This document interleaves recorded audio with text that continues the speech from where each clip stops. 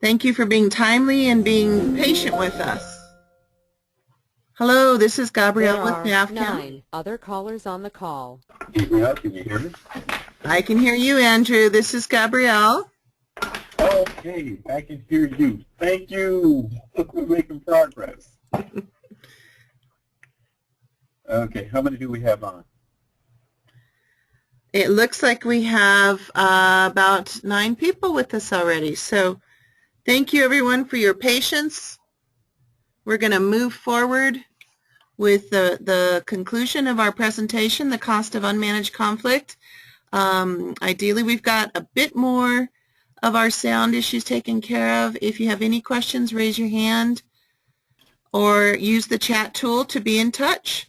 And I'm going to turn the controls over to Mr. Andrew Thomas to complete our session.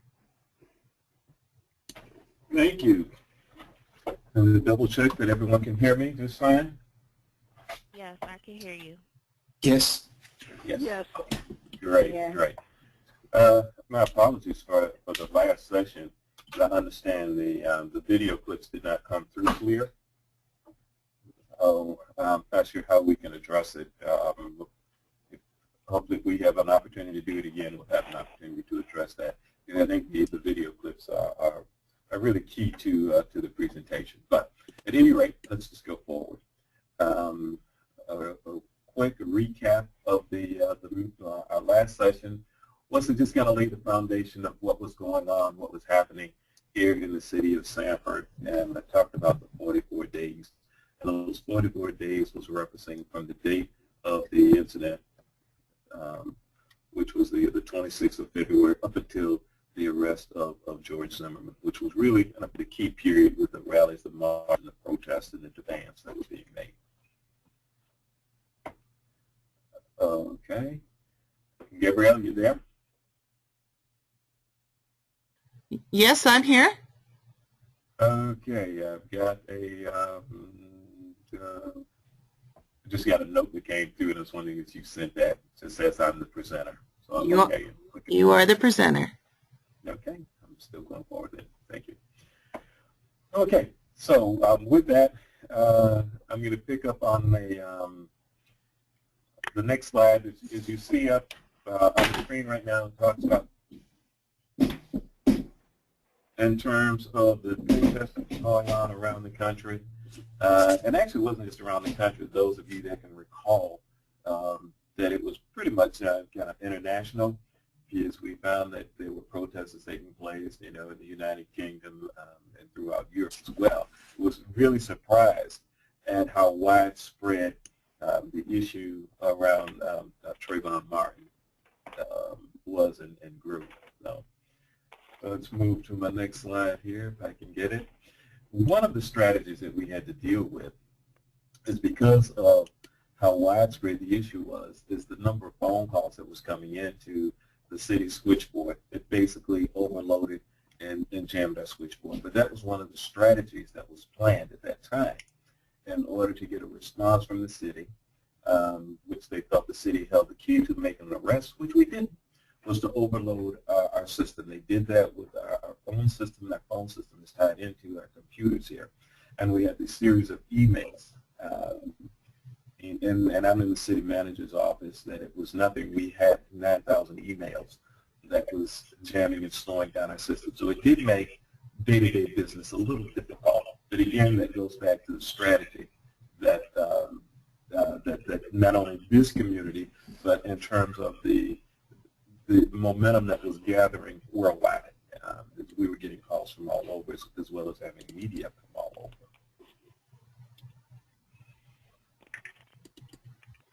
Andrew, we're not seeing your slides. You're not seeing them.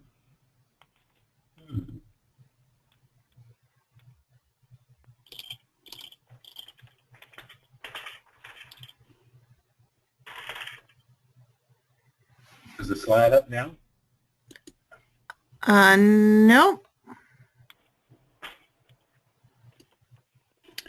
I found I had to download them. There was something under materials that said download. And you pulled them up yourself as well? Yeah, we did load the the PowerPoint for your materials. Okay. It was there for a brief time and then disappeared again. Well, I just clicked it on again. It says when you're ready to show my screen. I click that again. Andrew, how about if I just keep the PowerPoint up on my screen and you walk us through Sounds like a plan. on your screen? Thank you, guys. Sorry for that confusion. Yeah, I'm really sorry about this. Okay.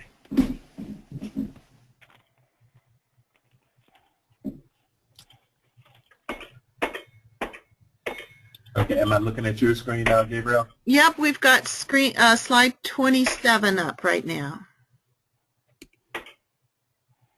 Okay, is everyone seeing slide 27? How do you know what the number is? It's Well, are you seeing the slide that says April 7th, 2012 protest at Sanford Police Department? Okay, that's there. That's the, great. Thank you. So, Oh, there's where hopefully we're all on the same screen now. Okay, and again, talking about the strategies that were being used to get movement, and as you recall, it was to one was to release the police chief, two was to do an investigation of the police department, and to arrest George Zimmerman. The group you see there is that on April 9th, we had a group of the college students they call the Dream Defenders. And the Dream Defenders, they staged the march from Daytona Beach to Sanford. And their intent in coming was to shut down the police department and actually force an arrest, because the mindset behind that is that the Sanford Police Department did not arrest George Zimmerman for the killing of Trayvon Martin, but wanted to prove the point that they would get arrested for blocking the entrance to the police department. As it would be, we did not arrest them. We allowed them to sit in. In fact, we negotiated with them in terms of what their goals and purposes and how could that be accomplished. They needed to make a statement. By all means, sit there. The media was there. Do what you need to do. We did the leadership. We went to the back and met with them. And we also did a news release to the community that anyone wanting to get into the department had a complaint or needed police services. There was a call-in number, and we stationed staff of police officers at City Hall. So business continued. It allowed them to meet their needs. We talked about moving forward. So it turned out to be a good outcome on that particular day in that event. So, and out of the meeting was the understanding that the city would put together a plan. They would be back and in 2 weeks and hear how the city proposed to address the needs of the community. That's what they wanted out of it. The interesting thing about working with this particular group, they're really into the social media. So as we were meeting, you know, so much for a negotiated process when you're sitting in the room and you're talking and somebody is tweeting so that it's going on the air when you think you're having a private session and you find that it's not. Okay. Okay, we're moving forward. Let's bypass this clip, Gabriel. Let's move to the next slide.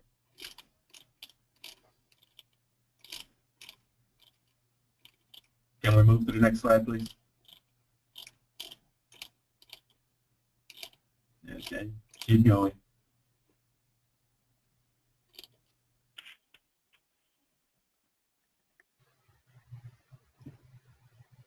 You want the next slide as well, sir? Yes, please, the next slide. Thank you.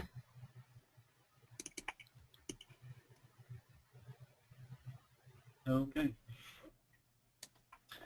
We talked about the plan to move forward, and this was the action plan in moving forward. And as you can see, this came about on April 19th. We initially met with the Dream Defenders on the 9th. We said 2 weeks later they would be back. They would call a community meeting, and they'd want to hear from the city in terms of what the plan was.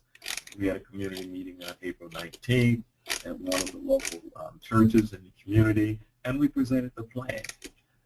The meeting was facilitated by the the Department of Justice Community Relations Services Unit. Again, as most of our meetings there, it was standing room only, and that would be selling it short because the crowd spilled out into the streets and into the parking lot. But all in all, it was another good meeting, and they walked away feeling they had accomplished some of their issues and concerns. The city walked away feeling, yeah, okay, we're still moving forward, although it's a slow pace, and we understand that patience was necessary. So that was probably that final meeting that says, okay, let's bring closure to this particular phase. Let's move to the next phase. Next slide, please.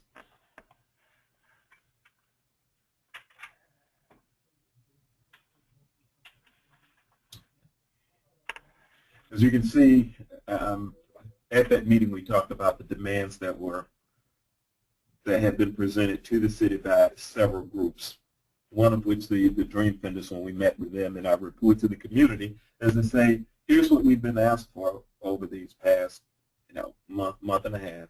The first demand was the 911 tapes, and if you followed it, that was the big issue when the call came in and what was said, and the tapes eventually was going to go public, and one of the decisions was to release those made by the mayor in a private audience with the family and with the attorney. There wasn't a lot that we could give, but that appeared to be a low-hanging fruit. Initially turned out to be, again, one of those spin-off issues. We had some groups in the community that was opposed to it and actually tried to file lawsuits against the mayor for releasing it and going against what at that time the state attorney was saying, that it should be released to everyone at the same time. Our decision in working with the family is, let's meet this family. Let's share with them what has been said. Let's not let them hear it at the same time the rest of this community is going to hear it. The family appreciated it. The attorney appreciated it. Yes, we got some heat from doing it that way. We had requested from the Department of Justice to conduct an investigation of the Sanford Police Department on the civil rights violation and maintain that the police department had a practice of civil rights violations of minority residents and people of color. So we asked for a pattern and practice review from the Department of Justice, Civil Department. As it turned out, they said that from their initial review and assessment of the department, they saw no reason to conduct a full-fledged investigation, that they didn't see any violations of patterns and practice of civil rights violations. So that was a plus, and we got that in writing, so we were able to move forward. They wanted the outside investigation. We had got it, said let's go forward, so we had that. We had George Zimmerman, who was arrested after we had the new Angela Corey, who was the state prosecutor that was assigned to the case, and she did bring the charges against him for the first-degree murder on April 11th. So we had accomplished that one. As you know, the demand for the chief of police to resign, and that took place initially in March. The chief of police did step down, and ultimately in June, the chief of police did resign, and we started a search for a new police chief. And we looked at what would be an inclusive process, looking at the community and saying who needs to be at the table, who needs to be part of this process, what do we need to look for in a chief of police, what are those skill sets, the attributes, and so forth. Very, very exhaustive process that included, and we always ask the question, who should be in this process that's not in this process, so that we can make it as inclusive as possible, and that's what we did. Conducted a national search, retained a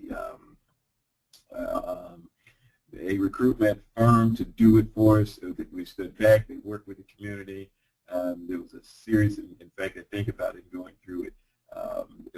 If you wanted that job, you had to really want it to go through what was set out as the process.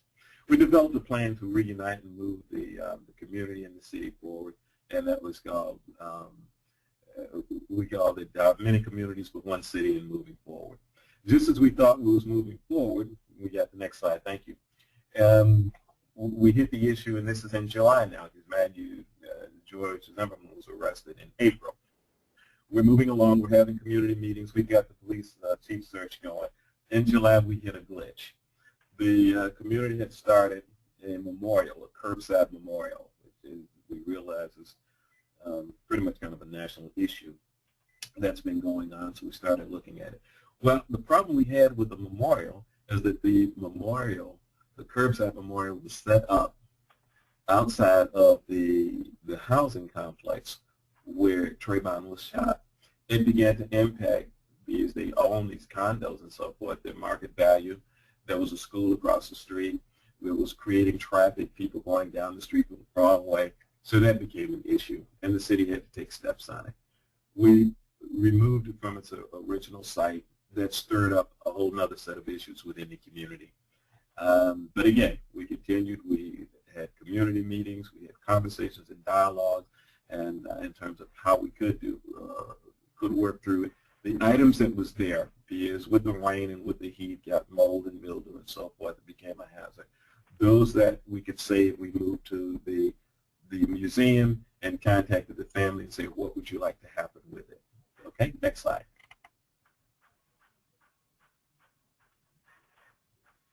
Okay. After we removed the first memorial, there was a group in the community, because if you think about the group that was creating the memorials and setting them up, as well as the activist group, did not live in the community that they were protesting and setting up the memorial. So the community where it happened had a different view on it. So we're constantly having meetings and negotiations between the residents in the community where it happened and those that was coming from the inner city, so to speak. But when we take one down, somebody else would come out and put one up. It got to the point where they actually put up a headstone right outside of the complex where it happened. Next slide.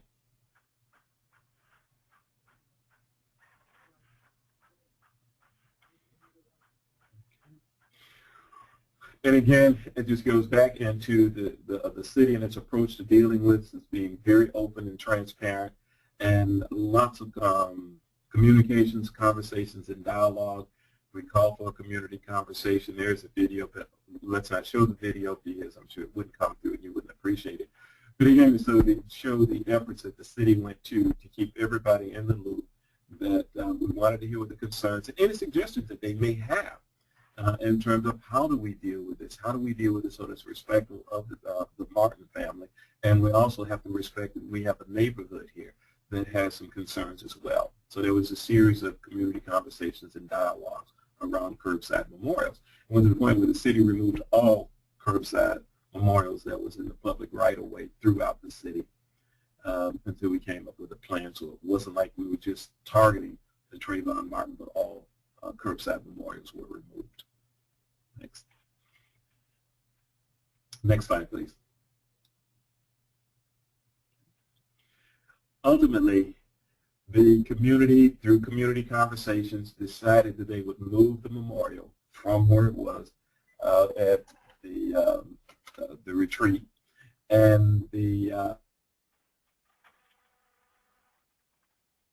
lot of these issues, decided that at their welcome center they would house the Trayvon Memorial, and that's what they did. So what you're seeing there is the picture, and then there was a series of their community meetings with regards to it. There was a group that marched down from Jacksonville to Sanford. Again, it was in protest in support of the city coming up with a memorial. The city's in the position, if we create a memorial for one, what about all of the others? It was great that the community took it on, and that's what happened. So that's what you see is the Trayvon Martin Memorial that's here in Sanford, and that's where it's at now, at the Welcoming Center in Goldsboro. Continue.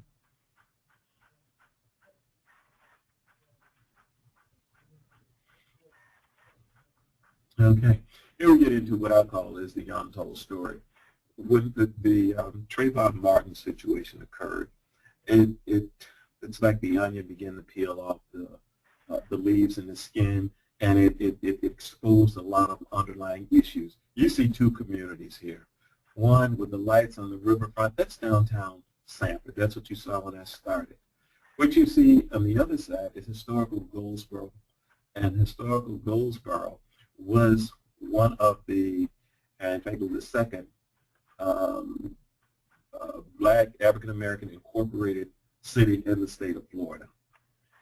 But in the 100 years or so ago, back in 1911, the city of Goldsboro incorporation was dissolved, not by agreement, and that community was merged in with the city of Sanford. That has been a long-standing issue.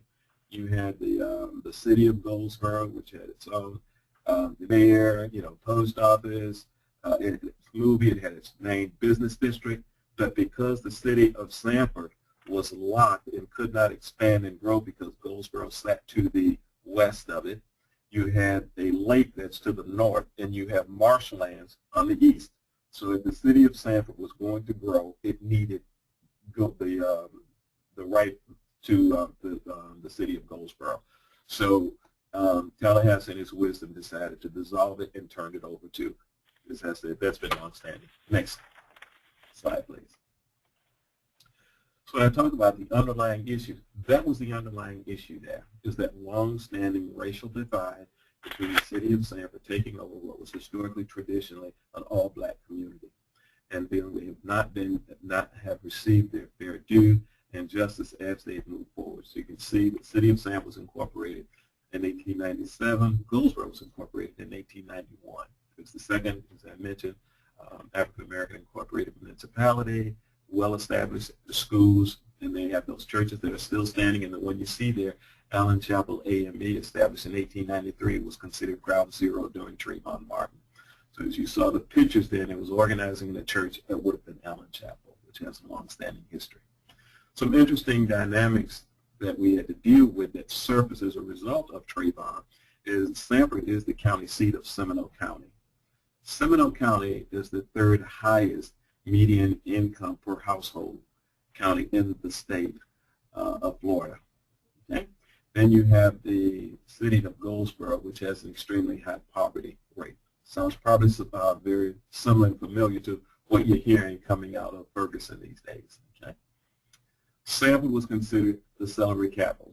The city of Sanford exported more celery than anybody in the United States. It had a beautiful waterfront. It was the gateway into Central Florida, so there was a lot of pluses that Sanford had. Okay, listed on the National Registry of Historical Sites, very quaint historical city. Goldsboro will as well, and had the same meaning to the Black African American community. Next slide.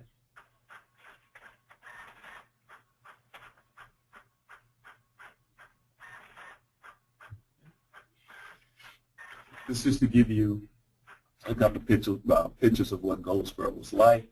And he said in his 24 years that it was in existence, the bottom picture will show you their main business district. They had the businesses that were owned by African Americans. As I said, they had the post office that was registered. They had the theater. They had the town hall. They had a police department. It was an established community, and all of that went away with the stroke of a pen. And so much, and it wasn't an agreed upon dissolving of an incorporated city. And that has lingered for years, and the Trayvon Martin incident resurfaced that. It resurfaced the injustice that the Goldsboro community felt they had received from the city of Sanford for years and had not felt a part of it. Next slide.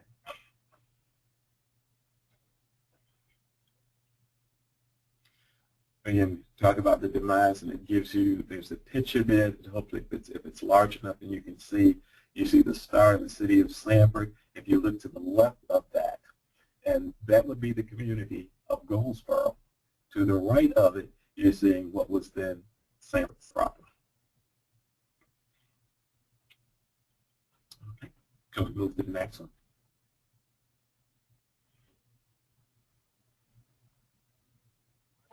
Next slide, please. Okay. Brief history on the city of Sanford. As you can see, Sanford was a destination in the South, in Florida. This is long before you had Disney World. You had Sanford. People came here from all over the country. Of course, it's just south of the freeze line. So it has beautiful weather. I mean, your average temperature in the wintertime here is about 74 degrees. It's awesome. They had hotels. It was great, as you can see. The riverboat, it's Lake Monroe, it's out front. There was a lot of water activities that was taking place. It has a train. It's a destination for trains here. The Amtrak stops in Sanford. And again, you see, as I said, it was the celery capital. There was plenty of activity. Sanford was a robust, growing city. And in fact, Sanford was projected to be the main city in Central Florida, and being in the same county at that time as was Orlando. So Sanford and Orlando were in the same county, and with the projection that Sanford would grow. So, next slide.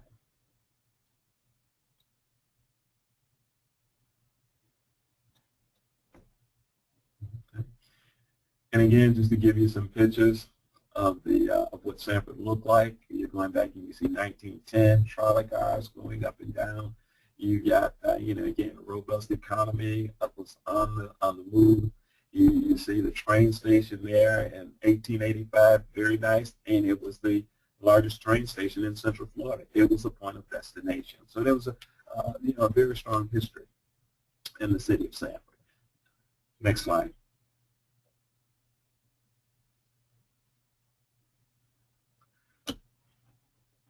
And we get into, we have the Jackie Robinson story. You know the history and the connection. Do a quick backdrop. The movie 42 they was filming in 2012. That was being filmed along the same time as we were dealing with the Trayvon Martin situation. So it brought another light into Sanford that was its shameful past. Because Jackie Robinson, when he was playing with the Yankees farm team, they were based in Sanford. That's where they played. Jackie Robinson was escorted off the field in the Memorial Stadium here in Sanford. So that is still fresh in people's minds. Because keep in mind, we have people that lived here that was at that game when the sheriff came in and asked them out. So you have that history that's here in Sanford. And it's part of the people call it kind of the ugly past. Although there was a lot of good things going on, there were some things that wasn't so good, the embarrassing stuff. Next slide.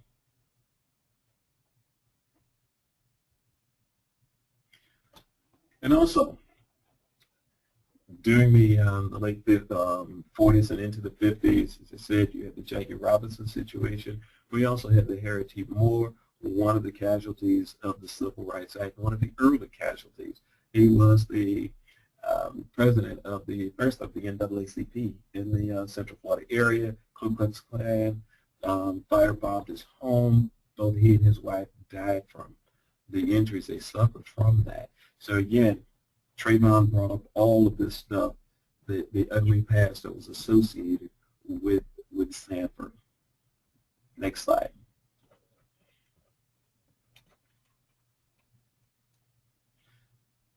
I think although the police was not directly involved, indirectly the police department was involved. The police department, the Sanford Police Department, for years they had the accusation that they biased policing, that the feelings that the blacks, people of color, were not treated the same. Crimes went unsolved in the black community. There was high crime rate. It wasn't a good relationship between the community and the police department. So it stirred that up again, that the police department was racist, it was biased, and it needed to be investigated. It was violating civil rights and constitutional rights of people of color. That's what led to asking the Department of Justice to come in and do a patterns and practice investigation of the department. Next slide.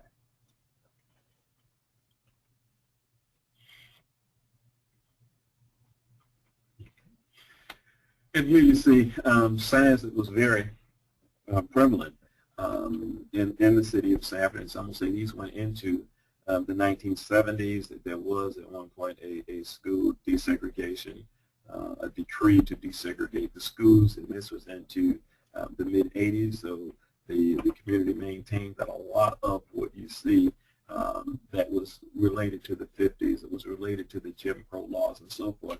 They were still dealing with it. This all began to surface again as people began to think about the Trayvon Martin situation. The police department didn't make an arrest. It says, here we go again, and why another black life that's lost, you don't place any value on it. We need somebody that's going to protect our rights. Next slide.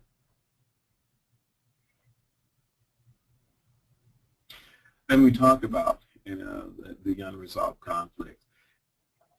And that's what we were dealing with, that long-standing issues, conflicts, disagreements.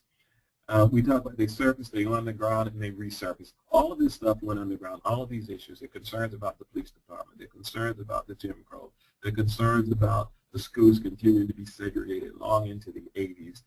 They're concerned about the divide between the historical district with the beautiful homes and lack of investment and the Goldsboro area, the concern about taking away the history and the culture of the black community. All of that began to resurface as we were going through the Trayvon Martin. Again, you go back and look and say solutions that might have worked some time ago, they were not there. So at that point, the bar was clearly raised in terms of what was being asked for. Next slide. And that's the other thing when we're dealing with long-standing conflicts, and these are kinds of things I'm sure you can relate to, and you're working in the field, is that non-issues can become flashpoints. An example of that was the curbside memorials. Normally a non-issue, but because of the height of sensitivity and everything seemed to be targeted, it was being moved because it was a person of color, became a flashpoint, new surfacing. The chief of police issue, long-standing chief of police family had a long history in this community. So is it so much the chief, or was it because of his connection, his family connections in this community? Okay, those kinds of things became an issue. Okay, so the need to address those as we began to sort through and peel back the onion skins, as that we realized there was a lot of issues that need to be dealt with, and we needed to listen to them and hear what the community was saying and what they were asking for. Next slide.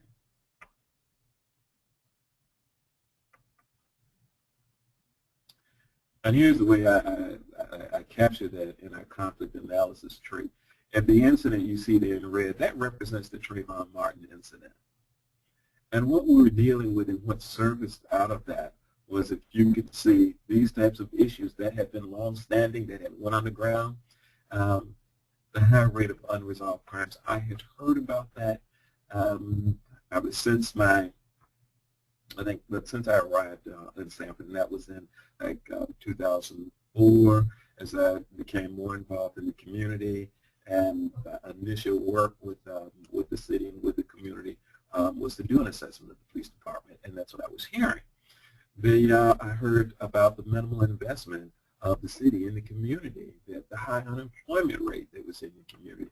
I heard stories about the Jackie Robinson story. I heard that the names of streets that were changed in Goldsboro once the incorporation was taken away. And by the way, on that one, we saw that as low-hanging fruit.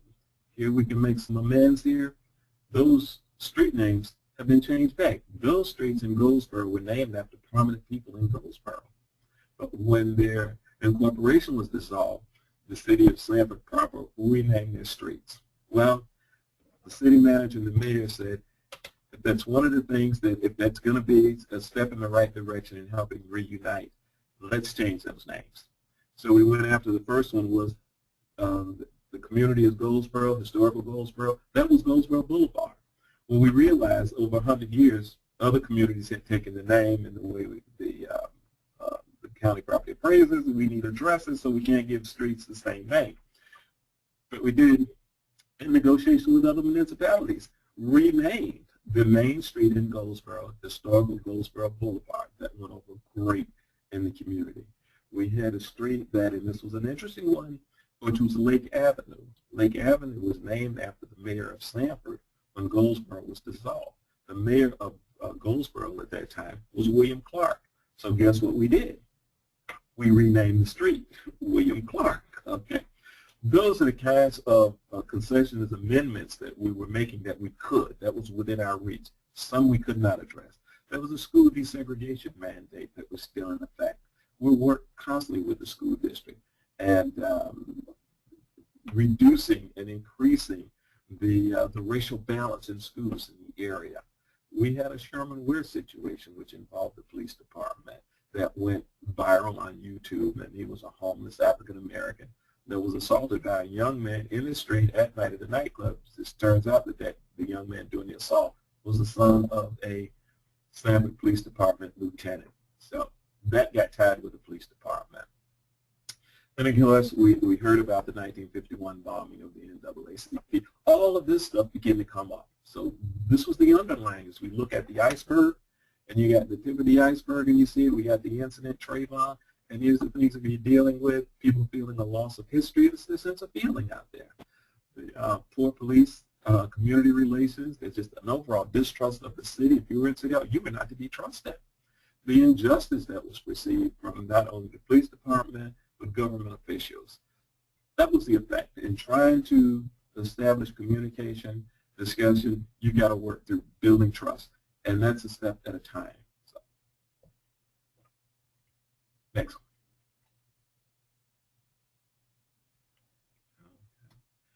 one.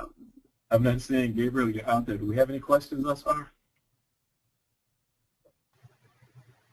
There haven't been any hands raised, but does anyone have any questions or thoughts for Andrew at this time?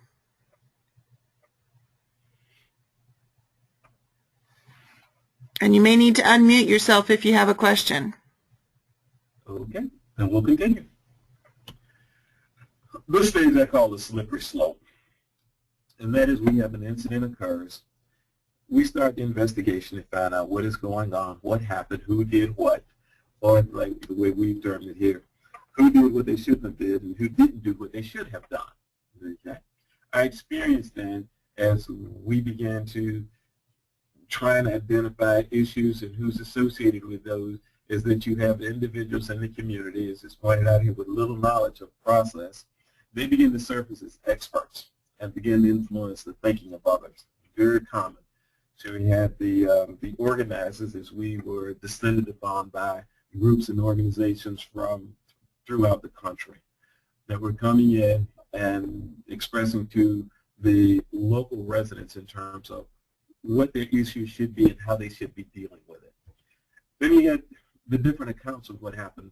Everyone wants to be a witness, and the reality of it is, as you saw in the trial, there were no witnesses other than, at that particular time, George Zimmerman and Trayvon Martin. But you got those that will swear they saw it. They begin to put out accounts of it, and as we know, people will relate to and buy into what they want to, which makes it very difficult to sort and get to the truth.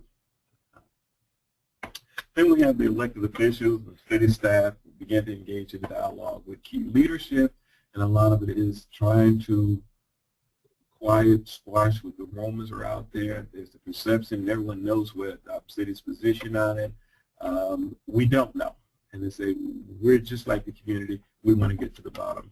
We're concerned about justice as well. So it's important. It's constant meetings, and it's very often it's overkill in meetings, but it's necessary to be at the meetings. Conversations at the meeting, not the best. They're tough conversations. And yes, if you have thin skin, you're not going to survive those meetings. I know I took a couple of meetings with the mayor. It was rough. It was rough in those meetings, but we went. Then you have the information on the inside from city, the administration, and they say, you know, it's a cover-up because we're not giving them all the information. The bottom line is, you don't have all of the information. City administration doesn't have it, but the community's looking for it. They want facts. They want you to tell them. We can't. There's an investigation going on, and when we know, you will know. Being transparent in that. When we get information, we pass that information along. That transparency was part of releasing the 9/11 tapes. We had access to it. We're not going to tell you we don't have them. The other one is truthful. Being mindful, we're not going to lie to you. That's the worst thing we can do. So we were open and said, yes, in fact, when we get them, Before the press knows they've been released, we'll meet with the family. And that's what happened. Next slide.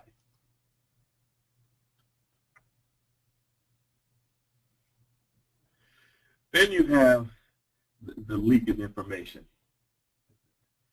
Confidential information leaks to the public. We had an investigation going on. It seems that the press knew more about the investigation than many in the police department. And clearly they had information before the mayor and the city manager, and as well as the chief of police, and you wonder how that happens. You understand that it's very, very difficult to get an ironclad, airtight police department. We realized that many of the leaks came out of the police department, and that's a reality. That, like in the community, you have individuals within the department, within the government, that have taken a side, and they see advantages into leaking information. We wish it wouldn't happen. Reality, it happens. Okay. So then you have the information that's out before the city manager has and before the mayor has, and your position in it, you can't respond to it.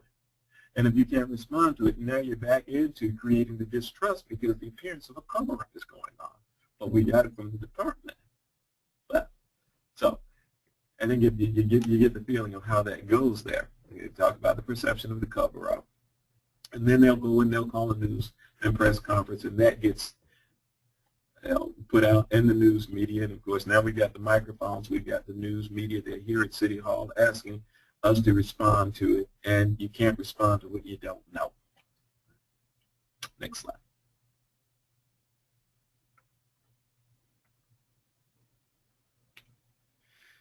When we talk about the community, empowered by the press and the media and the national attention, that really drives it. The more national attention you get as they're out and they're asking, again, going back to those with little information, they become the experts. The media gives them their, there's 15 seconds of fame. They really eat it up, and you get stories that's flying rampant.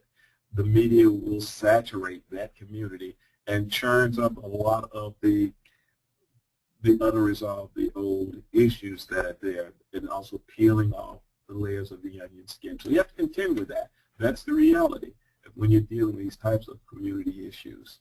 Okay? As I say, what will they begin to concentrate on? The horror stories.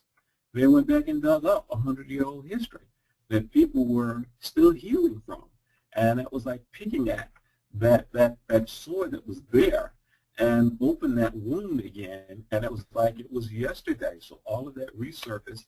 So again, you have the overcrowding of the commission meetings. You have demands placed on fix the infrastructure in this community. So we've gone beyond Trayvon at this point. We've moved beyond. Zimmerman's been arrested. The trial is being set. Now what are the issues that linger? These are the underlying issues that continue to carry the local issues within the community. Okay?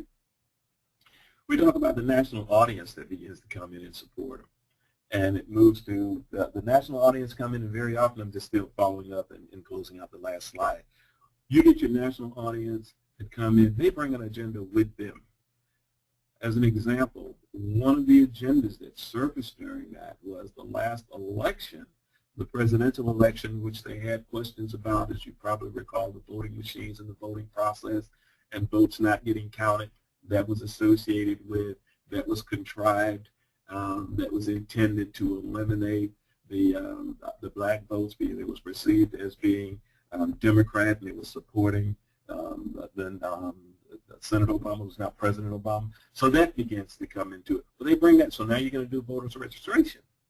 And you got somebody there, you bring them out because you're talking about justice for Trayvon. While we have them, let's talk about voter registration. Let's talk about what happened in Florida during the last presidential election. What are we going to do about that? New agendas come in. But with the issues, and I go back and say, we think about Trayvon as well as the old issues, you get the sides that are formed. And you get many sides. We had some with the justice issue. With moving of the curbside memorial, we held conversations and very often letting the community talk it out. But these positions, people become very entrenched in their positions.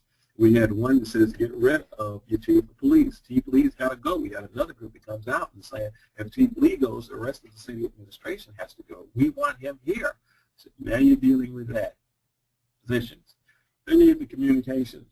Now you got communication gaps because you've got the community of color who are not getting their demands met. And when the other sides begin to form and they say, well, we're asking for this and you're not. So you get a huge, huge breakdown in communication community-wide. Okay. And what you find then is that the groups, in order to prove their point, start committing resources. So as an example, I go to the chief of police. There were rallies that were held. I mean, posters, billboards that were purchased in terms of Chief Lee. And organized rallies in the park where people would actually put on a community barbecue just to get people out because they were looking for support to keep the chief. Then you have the same thing going on the other side that says absolutely not. And we talk about resources being committed. As you recall, the new Black Panther Party was so determined to have George Zimmerman arrested that they put out a bounty. They put out a $10,000 bounty for someone to turn him in. Resources being committed. That's when we talk about the conflict goes outside the community. They came in from outside. They're based in New York City. They'll tell you this country is their grounds, but they were in town. That became another issue to deal with. And then we get to the bottom when all of this comes to the climax. You've got crisis emerging there. Okay. Next slide.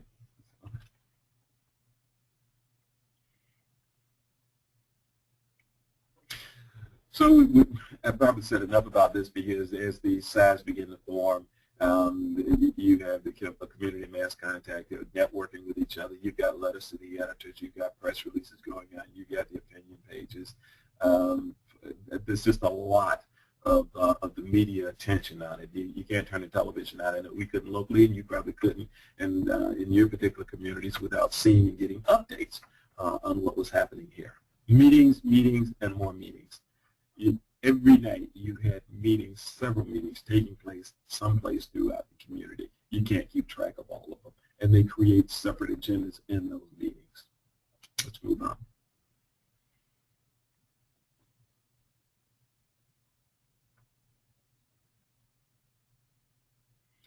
As we talk about in terms of the position hardens, and that's when you get the escalation, that there's a resolve to make something happen. That's the jamming of the phone lines, the jamming of our server. You're determined at that point to make something happen. Okay, you got leaders emerging that you didn't know was leaders, and they're becoming point people, and they're demanding meetings. We got our elected officials and city administration.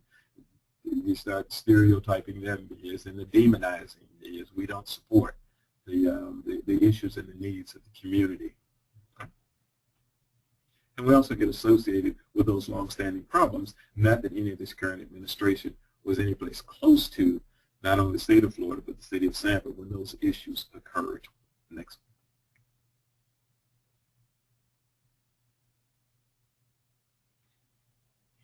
And we've talked about how the communication stops and the issue becomes polarized. We've talked about it going underground, so I think I've said enough about that. The tension really increases. Then you get a community that's fragmented. Next. I've talked about the resources being committed and the demand for actions, and that continues. So that slide talks about how that occurs.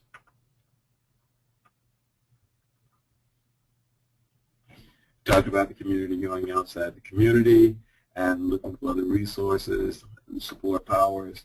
You get the appeal. We appeal to the state and national organization. You have the state NAACP, that's just in-town setup camp. You have the national NAACP in-town setup camp. You had the Urban League in-town setup camp, our local regional Urban League, as well as the National Urban League, and any other organizations you can think of. You have both your local, your state, and your national organization. They're here. And everyone, of course, is demanding meetings, and everyone have their agenda. Sometimes their agendas that will mirror each other. There's sometimes we have different issues on their agendas. Okay. Next slide. And we talked about perceptions, and we go into it and you see the perception of the city administration as character and good faith and motives. It's very negative. Their perception, as I mentioned, the demonizing, that there is no good faith. They don't believe that the trust takes a nosedive, and very often they will hype up the rallies and the marches. I go back again and say in terms of being transparent and accommodating, they had the marches and the protests, we accommodated those. Normally you would need 60 days in order to get a rally or march permit. We turn those around. You tell us you want to have a march. Today is Thursday. You want to do one on Sunday. Let's see what we take to make it happen. We committed resources. Our public works, because you got to get street closed, you got to block those off, you got police protection, you got fire emergency, and so forth. We make sure all of that was there. Give them an opportunity to have that. So what are we doing? You have a right. Freedom of speech. We want to ensure that. You want to protest? That's fine. So, go ahead. Next. And we talk about, again, there's a sense of crisis emerged in the community divide and disfaction, and we had about 4 or 5 different factions out there. And as I said, yeah, there was threats of litigation, and in fact, we still are dealing with some threats of litigation around some of the action that was taken on behalf of the city in the interest of moving this community forward. And that was one of the groups that didn't feel the city should have taken the position that it did in trying to reunite the community. Next slide. We talk about the cost of it, and to give you an idea for the city of Sanford, okay, the Trayvon Martin, our cost in getting through this is pre-trial, as you can see, $603,000 in additional cost in the city. Okay, and then that's our financial cost, and that's associated with the rallies, the marches, and the protests. We had moved the city hall meeting outside. We rented jumbo screens, opened it up in the park. We knew we couldn't accommodate all of the interested parties that wanted to be there. Our human relations issues, the community relations, we lost staff. It was staff turnover as a result of it. We talk about the image of the city. We had businesses that were in negotiation with our economic development that decided, you know what, I don't think I want to relocate to Sanford. We lost that.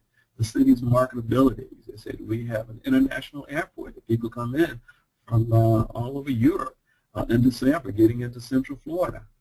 It became a negative. Businesses lost income in the downtown area. They was concerned, city, what are you going to do about it? So you can see the cost there. Trayvon Martin, rallies, marches, protests, $600,000. The cost of the Zimmerman trial was just under $1 million. You don't budget for these type of things in the city budget, but you have to deal with it. Next slide. Okay. Some of the things you think about in going forward and working with your community, working with your city administration. First thing you need is to create a strategy team. You got to get some people sitting at the table, and you got to start thinking. And you got to think through in terms of the what ifs and what are the deal breakers here.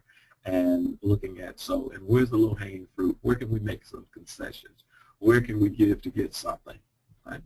Establishing a public information plan is critical. Because if you're not prepared to meet the media, that can be disastrous. It was one of the keys with Chief Lee. I think his first press release, we look at it and say we could have been better prepared. Understanding people are looking at everything, your body language, your demeanor. If you are strictly by the books, you're seen as callous and uncaring, does not go over well in the community at that time. You need compassion and show the compassion so that you got to be genuine concern. You got to feel the loss of the family. And again, being transparent and truthful. Okay? Identify your available local resources. You need to know who's there. Where can we count on you? Given the crowds that are gathering, we've got a community of 53,000. You got 30,000 people coming in, and almost double. Where can we get support? What about our county sheriff's department? What about surrounding communities, police departments? We need more law enforcement. How do we get that? Next slide.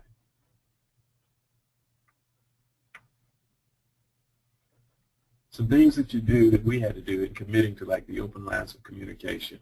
That's the transparency. We were open.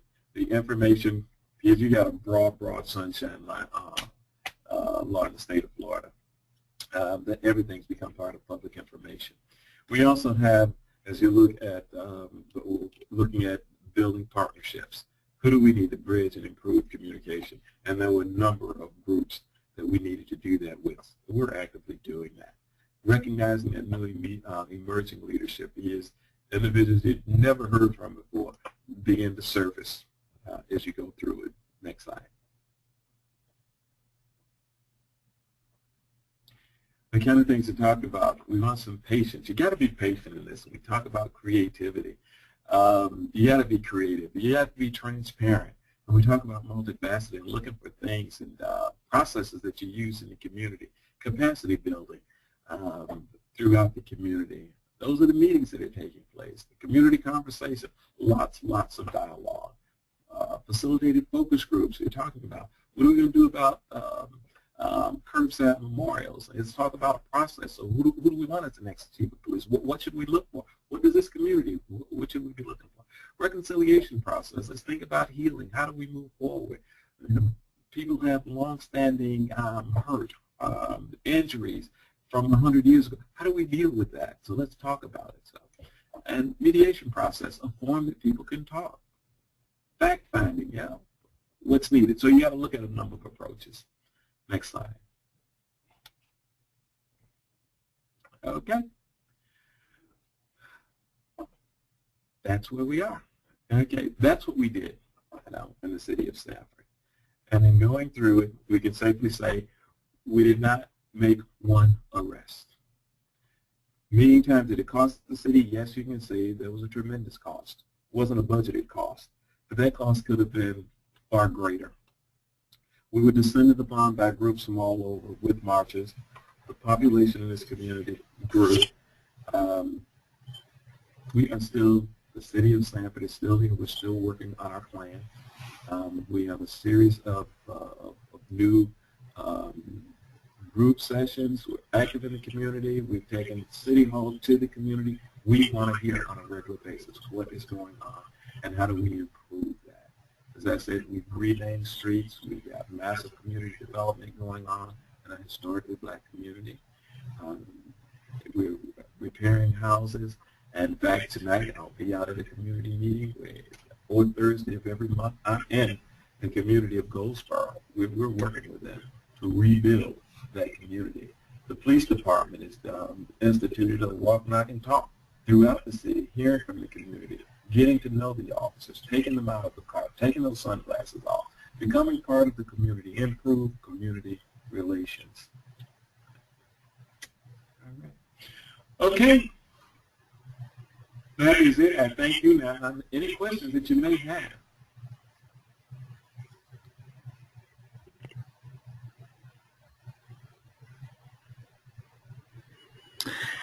Andrew, this is Gabrielle. I want to thank you so much for such an interesting story. Do you have anything that you can relate to from your perspective as working within the community as a mediator with the mediation center that's maybe helped enhance your ability as a member of the city government? Yes, I can. And I think not only myself, but the city manager is also a mediator and a facilitator. And using those skills with is one of the strategies that I didn't mention, is also the issues in the community are here at City Hall, because city employees are also members of the community, and they hear the issues that are going on, and they have formed opinion. That we also held regular meetings, facilitated conversations here at City Hall, giving staff an opportunity to talk and share their thoughts, and views. So I think the some skills, collaboration, getting people at the table, always asking the question, who's not at the table that should be at the table?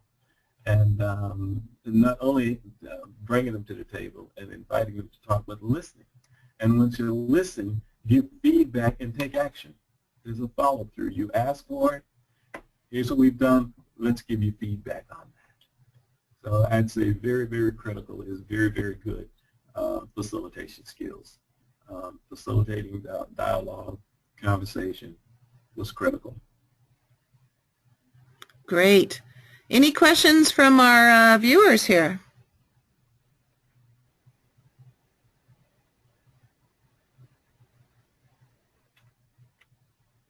You might have to unmute yourself. No questions from Dave. He thought it was a great job. Good job. Great presentation. Thank you.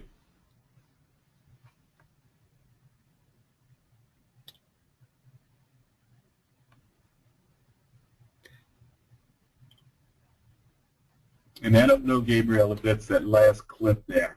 And that's a, if you, I don't know if you can get that one to play. But that's as we continue to move forward and reunite the community that we go throughout the community and just throughout Central Florida and just ask people, what do you think about Sanford? How can we improve? Thank you for your time, Andrew, and thank you for sharing this interesting journey with us. Well, thank you. Appreciate the opportunity to do it. If there's any questions that you may have afterwards, I'm available. You can please feel free to give me a call. There's my contact information. There you go. Okay. Thank you so much, sir. Thank you. And everyone, we appreciate you joining us on the webinar, and we wish you great rest of your week and great weekend. Absolutely. Enjoy your weekend. That's it, Gabriel? Here we go.